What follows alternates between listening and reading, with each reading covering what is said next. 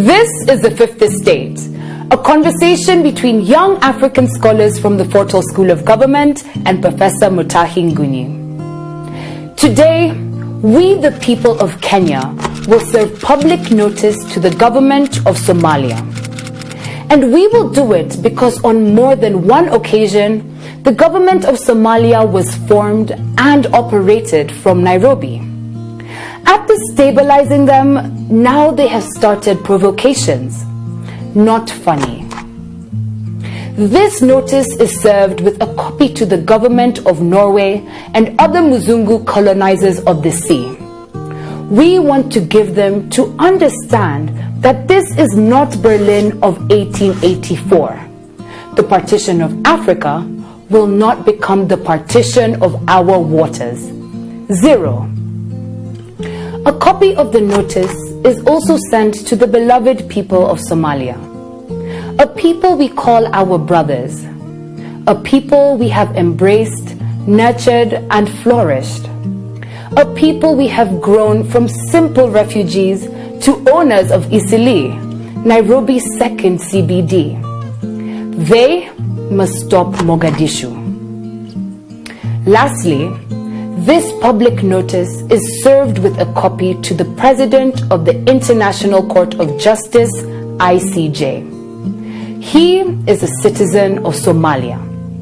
And the government of Somalia wants to steal part of our territory through a court whose president is from Somalia. This is not even clever. We serve notice to the government of Somalia, therefore, to tell them this: not an inch more, not an inch less. Yes, not an inch more, not an inch less. This is what Jomo, our founding father, told the government of Somalia. In the 1960s, they tried to steal 1/3 of Kenya, also known as the Northern Frontier District. We beat them into submission. Now they want part of our waters, and they want to steal it by pretending to be a victim nation. But here is the truth. They are not a victim nation. They are an expansionist nation pretending to be a victim at war. The government of Somalia and its Muzungu colonizers of the sea have no land to expand to. They have moved from partition of Africa to partition of the African oceans. And the government of Somalia is the puppet broker of this scheme. In 6 months, Kenya will be landlocked because of Somalia. Yes, as Kenyans are chasing a paper tiger revolution led by some drunk poet, our access to the Indian Ocean will be blocked by Somalia through the International Court of Justice. In fact, the lifeblood of Uganda, DRC, Rwanda, South Sudan, Burundi, and Ethiopia will be handed over to Somalia. What's more, Nyamakema, Kirinyaga Road, and River Road will all become colonies of the government of Somalia, like Isli. This is not a clever joke. It is an act of law, and it will happen in 6 months. Traders of Kenya, we serve you notice. Now we will get to the point. Somalia collapsed, then we embraced them. We gave them Isili and called it Little Mogadishu. If the people of Somalia could not blossom in Somalia, we ensured that they grew big in Kenya. And they grew big. But now, the government of Somalia has turned against us. Supported by some colonizers, they took Kenya to the International Court of Justice in August 2014, a court whose president is Somalian. Then they claimed that the Indian Ocean portion owned by Kenya is actually theirs.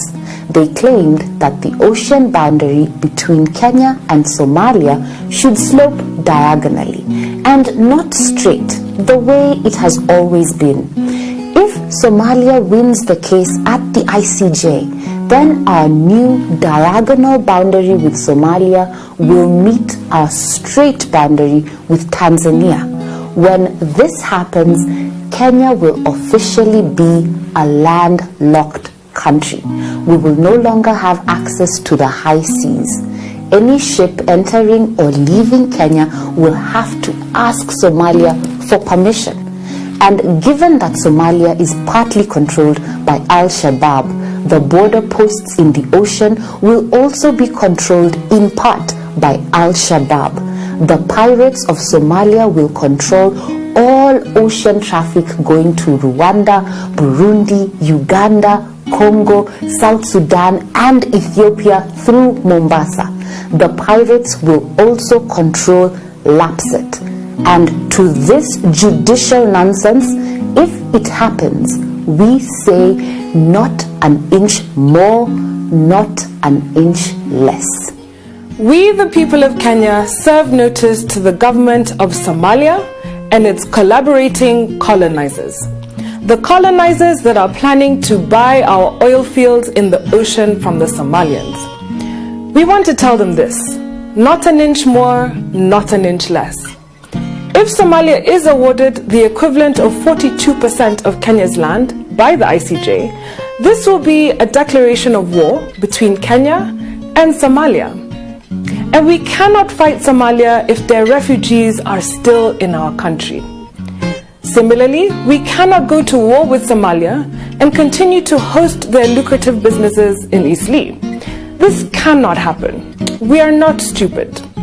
In fact, our government should now demand the return of Jubaland to Kenya.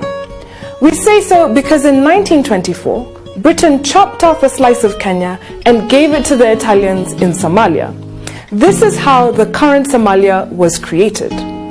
But at independence, Somalia refused to recognize the 1924 border created by the Anglo-Italian Treaty. To date, Somalia has not recognized this border.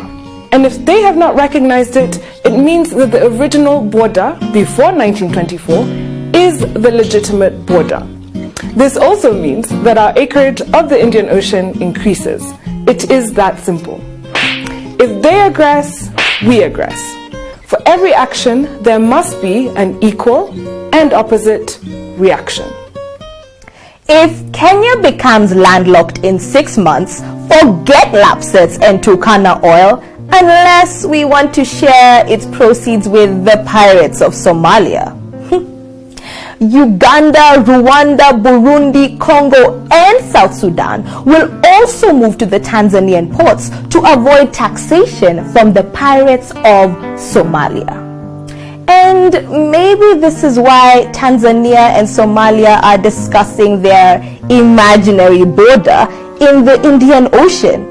If the ICJ rules in favor of Somalia, Tanzania will gain big time. Everyone, including Kenyan businessmen, will move to the Tanzanian ports. But there is another thing. Did you know that for millions of years, minerals have been washed from our land to the Indian Ocean, and that these minerals are kilometers deep? If the colonizers are conspiring with the government of Somalia to steal our ocean, this is why. Similarly, did you know that Kenya has over 3 million acres of ocean land from which we can farm 11 million tons of fish every year? If we caught this fish and sold it, did you know that we would make 750 billion shillings every year? This is enough to build a full SGR from Mombasa to Kisumu every year. The Somalians want to steal this resource from us and share it with the pirates plus Al-Shabaab. This is why our public notice to the government of Somalia, the colonizers, and the ICJ is this: no way. Not an inch more, not an inch less. And now, our final notice. It is to the colonizers of the sea. and the International Court of Justice. We have noticed a new scramble for Africa, but not for its lands. The new scramble is for our waters, and the methods of the colonizers have not changed. They arm brothers and then encourage them to fight. As we fight, they steal from us and petition our resources. Turkey has set up a $50 million military base in Somalia. It is their largest base in the world. The base is said to train up to 10,000 Somali soldiers. Qatar is also spending over $200 million in Somalia and is arming their soldiers as well. China, Norway, and Britain are also present in our ocean big time. And then a cabal of Somalian elites, working with this fellowship of colonizers, have auctioned Somalia and are eyeing our waters as well. But we want to tell them this: not an inch more, not an inch less.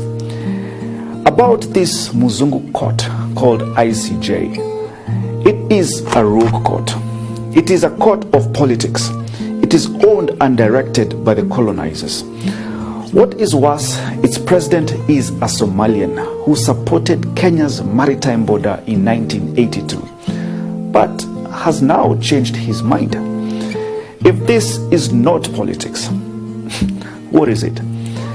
The people's notice to the colonizers and their appendages is this: not an inch more, not an inch less.